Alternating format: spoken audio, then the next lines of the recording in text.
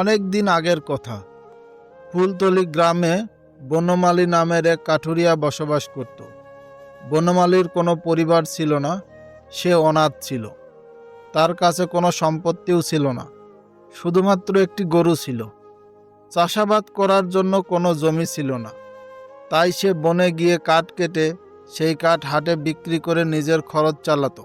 বনমালী প্রত্যেক দিন সকালবেলা নিজের কুড়াল নিয়ে কাঠ কাটার জন্য জঙ্গলে যেত।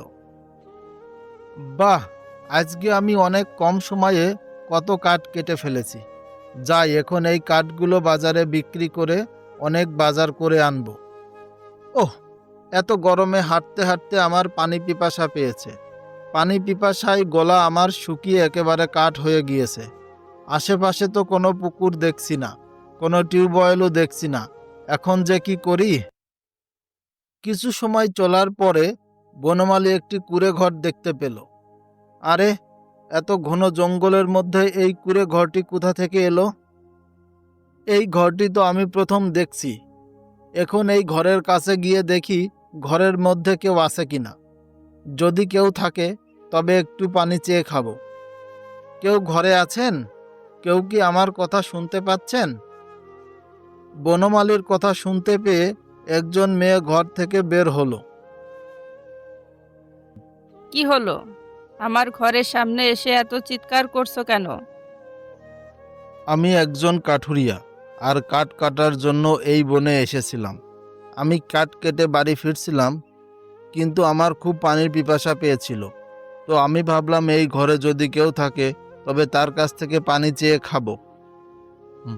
ও আচ্ছা, তোমার পানি চাই? তুমি এখানে দাঁড়াও, আমি তোমার জন্য পানি নিয়ে আসি। ওই মেয়েটি বনমালীকে পানি এনে দেয়। তুমি এই বনে কার সাথে থাকো? এই বনে আমি একা থাকি।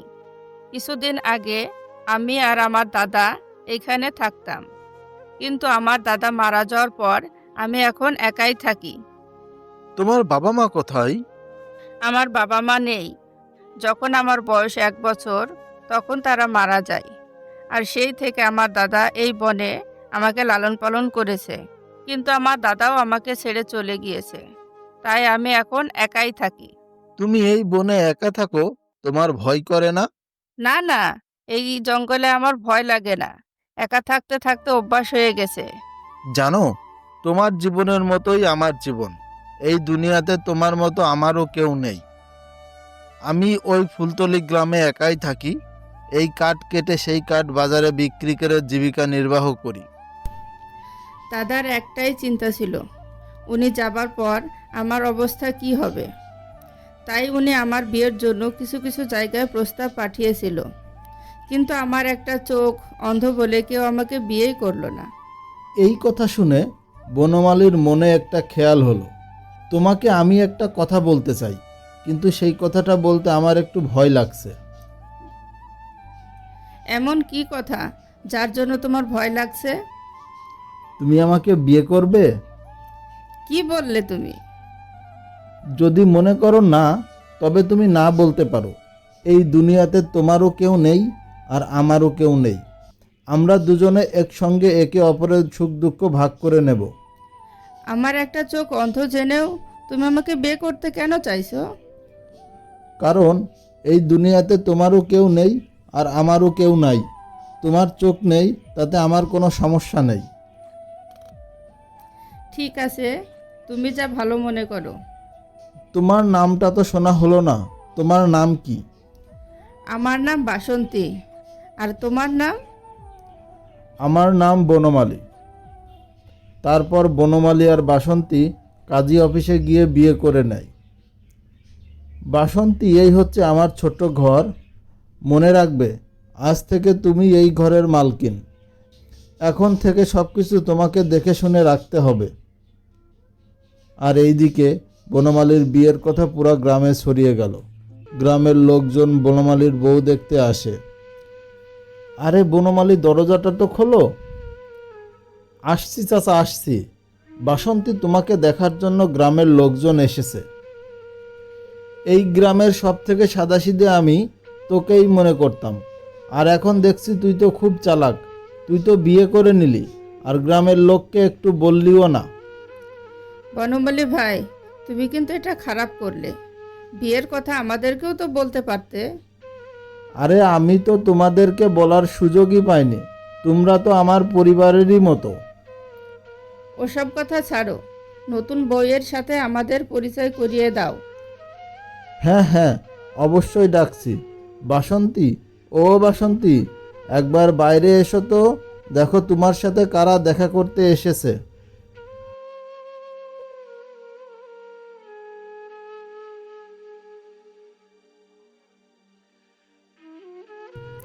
আরে বনমালী ভাই, মেয়ে তো একটা চোখ নষ্ট। তুমি ঠিক মতো মেয়ে দেখে বিয়ে করেছিলে তো? আরে বনমালী, তোর যখন এতই বিয়ে করার ইচ্ছা, তুই আমাকে বলতি, আমি জমিদার বাড়ির ওই কাজের মেয়েটার সাথে তোর বিয়ে দিয়ে দিতাম। তোর এই অন্ধ বউয়ের থেকে ওই মেয়ে অনেক ভালো ছিল। এই মেয়ে চোখে দেখতে পায় না, আমার মনে হয় কানেও শুনতে পায় না। এত খারাপ কথা শোনার পরেও এখানে দাঁড়িয়ে আছে। আরে বনমালী ভাই, এতদিন এত মেয়ে দেখে শেষে কিনা তোমার কপালে এই অন্ধ মেয়েটি জুটলো? আচ্ছা ঠিক আছে ঠিক আছে, আমার বউ অন্ধ, তাতে তোমাদের কি? আর তোমাদের এখানে কে ডেকেছিল? না, আমাদের আবার কে ডাকবে? এমনি বউ দেখার শখ হয়েছিল, তাই চলে এলাম। কে জানে অন্ধ বউ দেখে আজকের দিনটা কেমন যাবে। যাও আমার বাড়ি থেকে। আমার বউ অন্ধ, সেটা আমি বুঝে নেব। বউ যদি সুন্দর হতো, না জেনে আরও কত কিছু বলতো। চলো চলো, সবাই চলো, এখান থেকে চলো। ঠিক আছে, যাও যাও, আমার বাড়ি থেকে যাও। এভাবে বাসন্তীকে নিয়ে সারা গ্রামের লোক মজা করতে থাকে। কি গো শুনছো? ও, তুমি উঠে পড়েছো? আচ্ছা ঠিক আছে, তুমি যাও, গোসল সেরে নাও। আমি ততক্ষণে নদীতে গিয়ে পানি নিয়ে আসি, তারপর তোমাকে কিছু খাবার রান্না করে দিব। আচ্ছা, নদী থেকে আমি পানি এনে দিচ্ছি। না না, পানি আমি ঠিক এনে নিব। ঠিক আছে, তোমার যা ইচ্ছা। এই বলে বাসন্তী কলসি নিয়ে নদীতে পানি আনতে যায়। ওই দেখো, আমাদের গ্রামের নতুন বউ আসছে। ঠিক আছে, ওকে আসতে দাও। ওকে আজ এমন অপমান করব যে পরের বারে নদীতে পানি আনতেই ভুলে যাবে।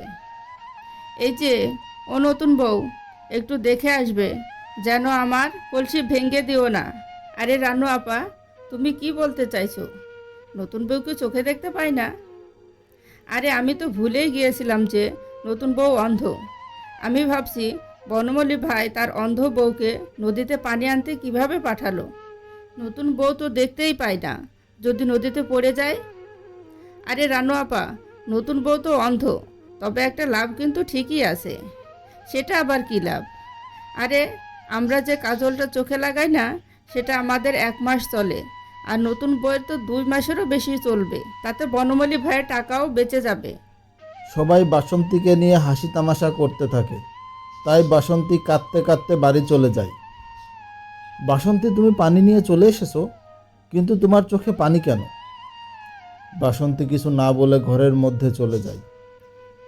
কি গো, আমার কথার উত্তর দিলে না? কি হয়েছে তোমার?